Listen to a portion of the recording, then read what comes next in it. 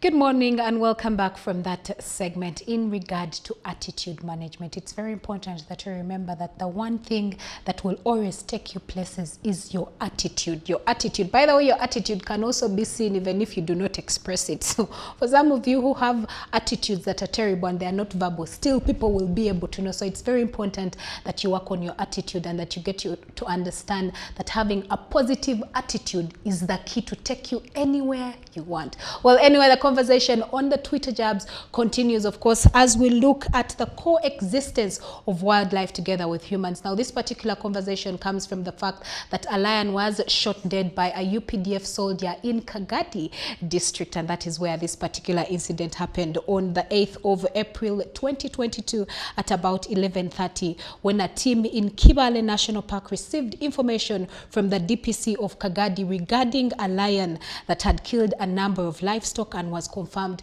to have been seen by a number of people. Of course, Uganda Wildlife Authority did come out to release a statement, and they did highlight a number of issues as to what led to the shooting down of the lion. Well, joining me this morning is none other than Mr. Bashir Hanji, and he's the communications manager, Uganda Wildlife Authority, and he has been in this position, and this is his 5th year. Well, he was an active reporter in different newsrooms, and later he did rise to the rank of communications manager of the Uganda Wildlife Authority. Good morning, sir, and thank you so much for joining us this morning. Good morning, and it's a pleasure to be with you here this morning. Absolutely. So my first question would be, how bad is the human-wildlife conflict in Uganda?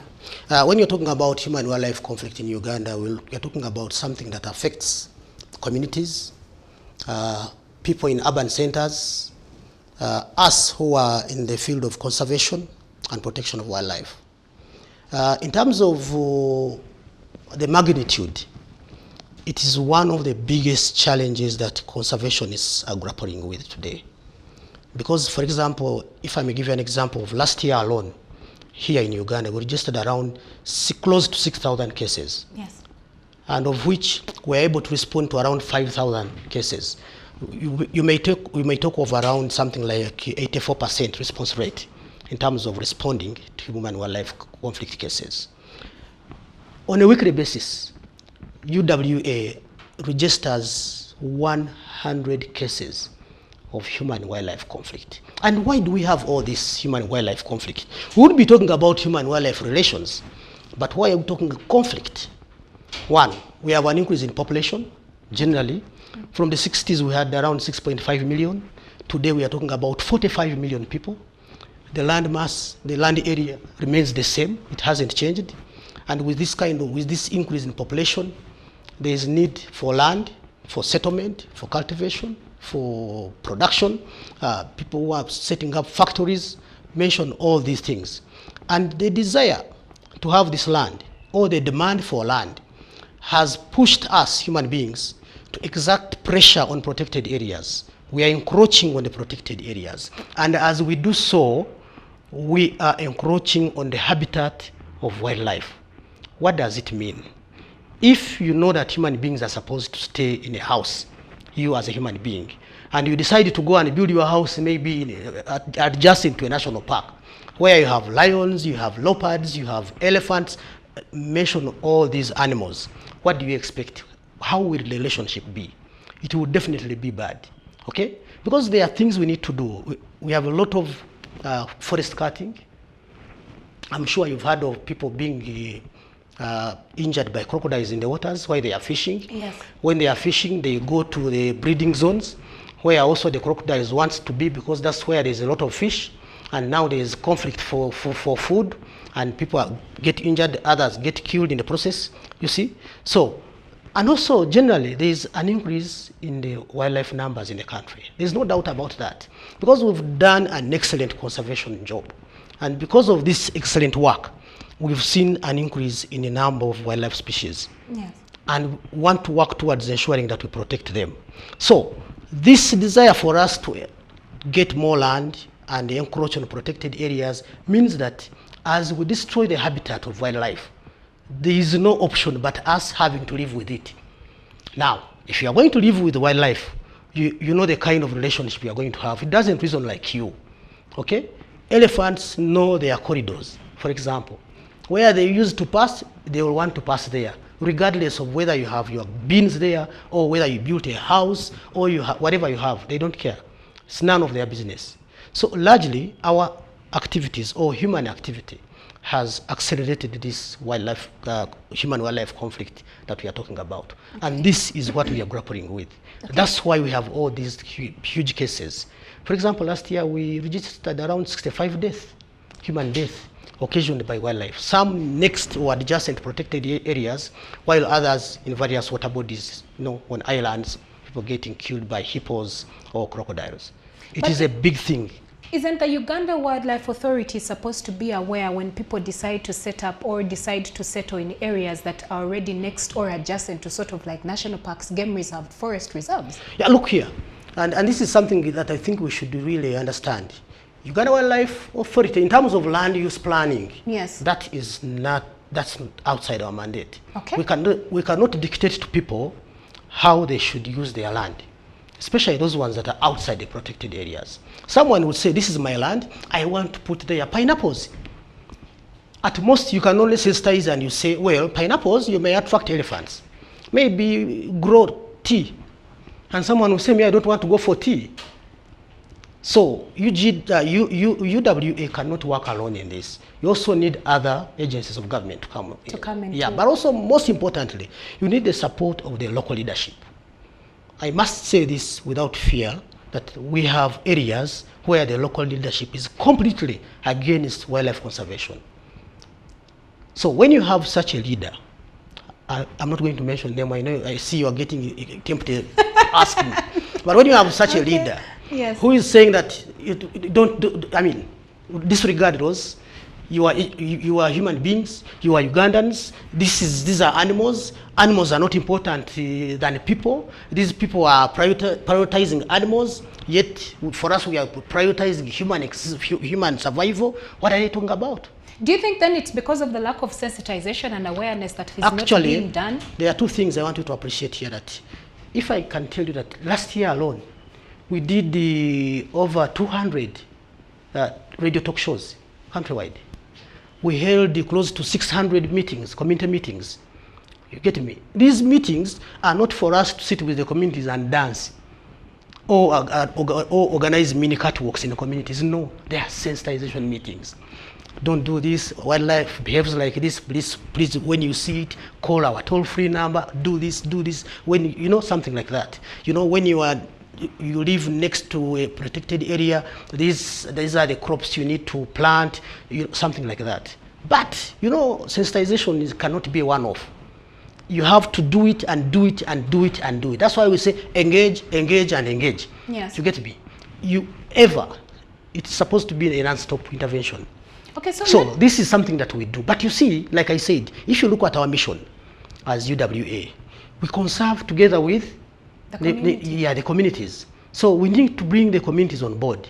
But in terms of engagement, who makes a bigger impact on the communities, for example? Who is it that the communities believe more? The community leaders. Absolutely, the community leaders. So you engage some leaders. There are areas where we have excellent community relations, but also there are areas where our community relations are very bad, just because of how the leaders perceive conservation. Let me give you an example, and this is largely a political matter sometimes. You are a leader. People do not have adequate land for cultivation. You are seeing fertile land, but protected. You are their leader. Especially if you are a populist, what will you do? You will tell them, encroach. Your government will not chase you. You are Ugandans. Why are they keeping the land for animals? We have leaders who will do that. But also we have leaders who will say, please don't go. We have them. And in such areas, we've had very good relations with the communities. But in terms of wildlife and, animals, remember we do not have zoos in this country. So we are talking about national parks. They are not fenced off. So animals will always move. And by the way, it's not only in Uganda.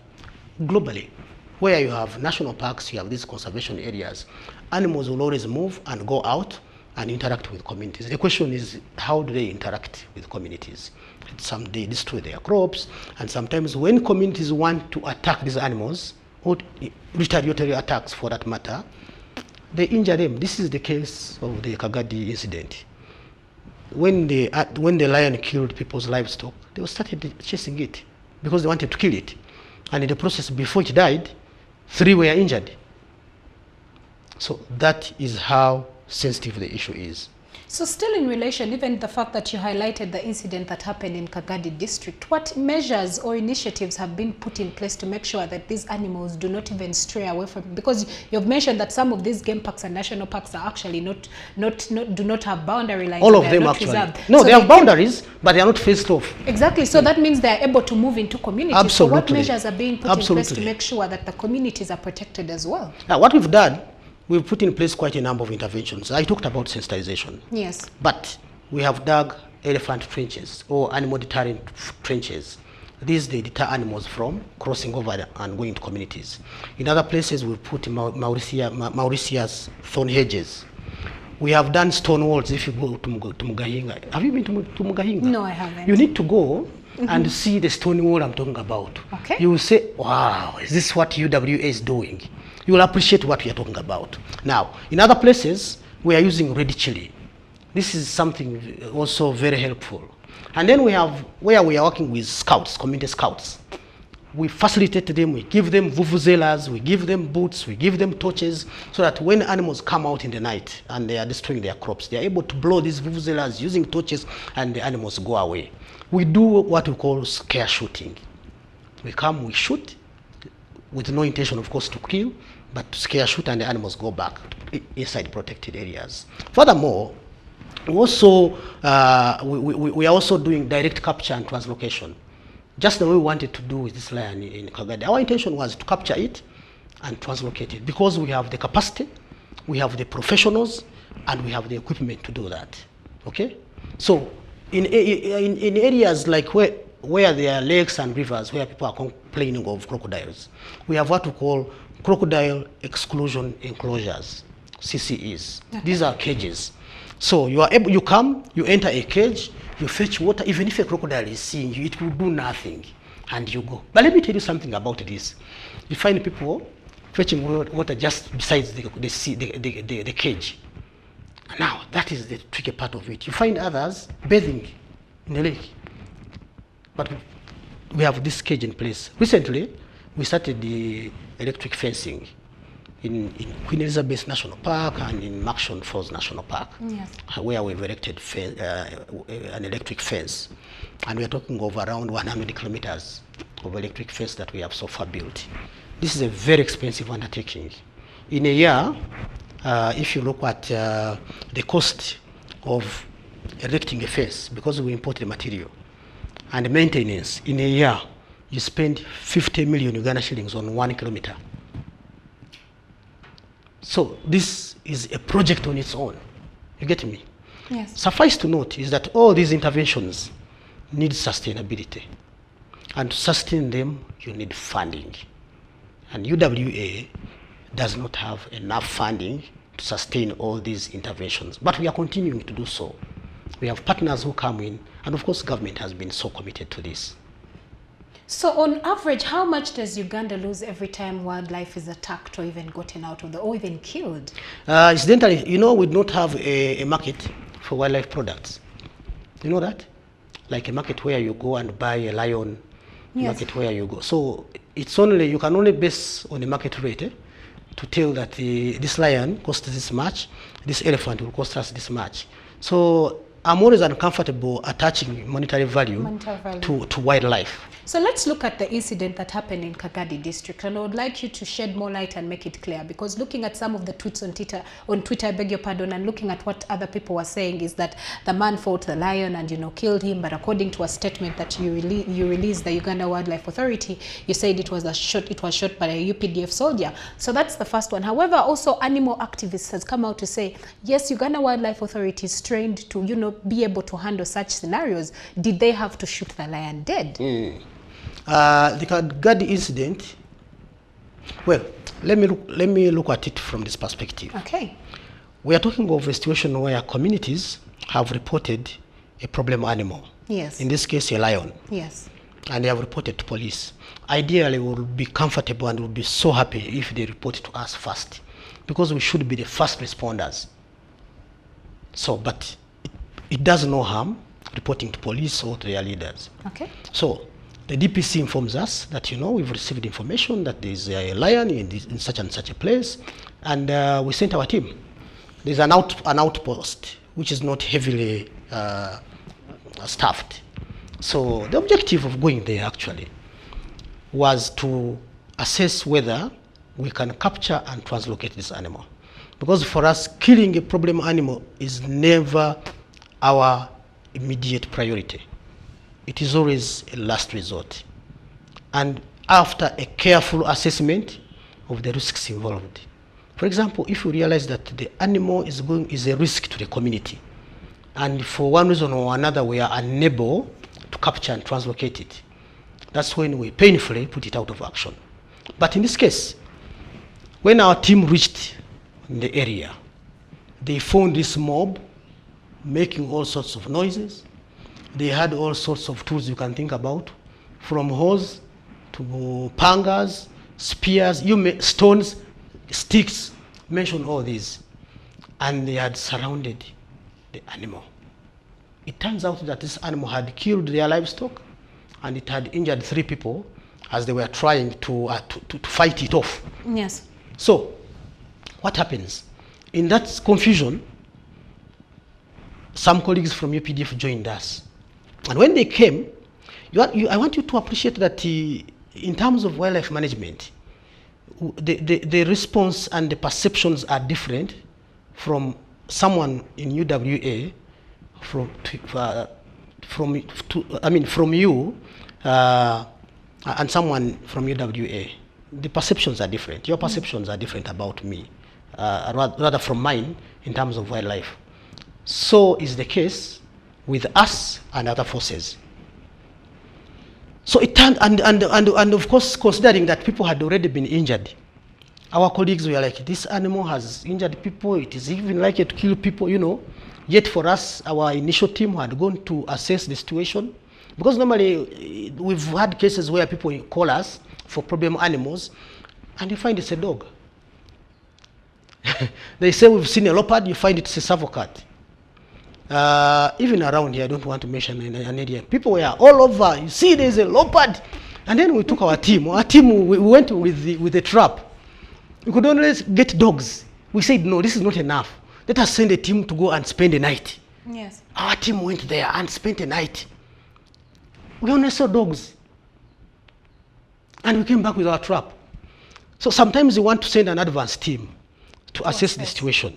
Because honestly, if the animal is not disturbed, we have the time to mobilize ourselves and come and do the needful. It turns out that when the team reached there, people were rowdy, and when our colleagues from UPDF came, one of them actually, it jumped for one of them, and of course when it jumped onto him, a colleague who was next shot it. Yes. Now, and this is about our colleagues in the conservation world. What could we have done, or what could this gentleman have done in circumstances or in a situation where a lion is on top of his colleague? Because that's exactly what happened. It was on top of him. The guy had to shoot it. It is not what we wanted. But even us in UWA, we would want to save human life. So that's why I said that in an operation, there are operational decisions that you make depending on how the situation manifests itself or how events unfold. You get me? Yeah, and people were saying that, you see, even they allowed people to skin it. You have a rowdy mob. They are already bitter about it. They are saying, and once this guy shot it, everyone rushed to the scene now. And they started skinning it right there and then. We could only beg and say, okay, at least give us a skin and a head. They said that those ones will give you, but the meat, no. So they shared the meat. Me, I didn't know people eat lions, but I saw it happening. So that is what happens. So what authorities does Uganda Wildlife Authority work with to make sure that wildlife is protected and conserved in Uganda? We work with communities, we work with you, the media, Yes. we work with our colleagues in the UPDF, we work with police, we work with other partners in the conservation fraternity. So yes, we work with quite a number of stakeholders. Okay, so I need to understand, are there some awards that Uganda Wildlife Authority gives to citizens or communities that even take it upon themselves to capture some of this wildlife before they even call you to take it to a safe location? Yes, we do. If you've seen what we do when we are celebrating World Wildlife Day, yes, we normally recognize these people and give them awards, So we do these things. We even recognize the media, people who write good stories about wildlife conservation and stories that promote conservation in the country. Absolutely. We give them awards when we are celebrating World Wildlife Day, because we know it is not only us. Yes. And if we were to do it alone, we would have failed terribly. So as we wrap up this conversation, your last remarks, but also how best can humans coexist with wildlife together? On our part, what can we do? I don't like using the word coexistence. Okay. Because you being here and the lion here coexisting. We definitely cannot coexist. Yeah, but you can live in harmony. Okay. This is what I'm saying. You can live in harmony. You are the lion is in a protected area, or it has moved out of a protected area and you've seen it, and you don't attack it. Instead, you report it. Yes. Because when you report it, our people will come and hunt it. And because we have a professional problem animal capture unit, that's their work. They are always on standby to respond to such cases. Countrywide, all the CAs, all the protected areas have these units, and they are well facilitated to do that. Even during the lockdown, when we suspended the number of activities, human-wildlife conflict mitigation measures continued. Issues of responding to such cases. Yes. So that is one. The other thing is that when people see wildlife, they should look at it as their own. They should not say, people say, it's not ours. We are managing them in trust. They belong to you and me and even the global community, because people travel from far away to come and see them. Yes. So they belong to all of us. For us, we are just a body that is responsible for managing them, but we are managing them on behalf of the citizens of this country. So everyone should take it as their responsibility. And most importantly, I want you to know that you need the wildlife more than it needs you for your own survival. This can take another discussion. You can invite me some other time and I tell you why you need wildlife more than it needs you. Lastly, history will judge us. How do we want history to judge us? Harshly or fairly? We are talking about this lion and the elephants and others because the people who lived before us conserved them. If they didn't, we would be saying that we had lions, we had elephants, That's just the way we are talking about dinosaurs. And what will you tell your grandchildren when they ask you what you did when you could do something? Yes. You were in action at a time when you could have taken action. Will make history judge you harshly. Okay. So finally, any last remarks in regard to the conversation that we have had this morning? I want to thank CTV. You are doing a great job. The fact that you can consider this a topic worth discussing, it means you are looking beyond social life, but also looking at development issues. You are looking at the survival of mankind, and this is very important. Okay. People who are viewing us, let's work together to conserve Uganda's wildlife resources. Yes. They are ours, for our children, our grandchildren and great-grandchildren. And once we do our part today, those ones who live tomorrow will have where to start from and even do greater things. But if today we fold our arms and we allow ourselves to decimate our wildlife resources, the future of this country will be bad. Our tourism will suffer big time. Uganda's tourism is largely nature-based. Okay. And this is, we're talking about wildlife, largely. So if there's nothing to attract tourists to Uganda, will they come? No. And we are saying that tourism is the largest forex earner for the country. Absolutely. It means we will lose that forex that we need most. Yes. Communities down there are surviving on tourism activities. People who are doing a number of interventions, people who are selling products to tourists. They are there because tourism is thriving. if tourism is not there, like the way we were during the lockdown, we didn't have tourists. Communities were badly off. You know, some of them exerted a lot of pressure on our protected areas because they needed something to eat. So they resorted to eating animals, and we arrested quite a number of them, unfortunately. We are never happy to see ourselves arresting people. Yes. No, we want to see you living in harmony with them. So I call upon everyone who is watching. Let's work together in this. You know, sometimes the way situations unfold determine how you respond. If you read that statement, it is a story. It is not a press statement that you know, a typical press, a story, so that you are able to explain how it all started, yes, and how it ended. Because we have citizen journalists who are on top of us in communication. They communicated faster than us, I must confess. And we had now to come and explain. And this has taken us long. So report problem cases of human-wildlife conflict. We'll be able to respond. In all our protected areas, we have teams that they are stationed specifically to handle these cases. Okay, well, thank you so much, Mr. Bashir Hanji, for joining us this morning on Sunrise at Sea. We truly appreciate it. It's a pleasure. Okay, well, that wraps up the conversation that we had for you this morning on the Twitter Jabs. However, at the end of the day, I would like to urge for those that are watching us this morning that it is very important that you understand when it comes to wildlife, that wildlife and tourism are interconnected. Most of the people who come in Uganda actually come because of the tourism that we have in Uganda, and wildlife is among the things that actually tourists come to see in Uganda. Like he has explained, like my guest this morning has explained, and he's the communications manager of the Uganda Wildlife Authority, that tourism is Uganda's greatest foreign exchange earner. So it's very important that we note that. Otherwise, that's what we had for you this morning on the Twitter Jabs. However, stay tuned, because up next we take a look at simple, classy, stylish Ramadan outfits that you can definitely get yourself looking perfect. Keep watching Sunrise at Sea.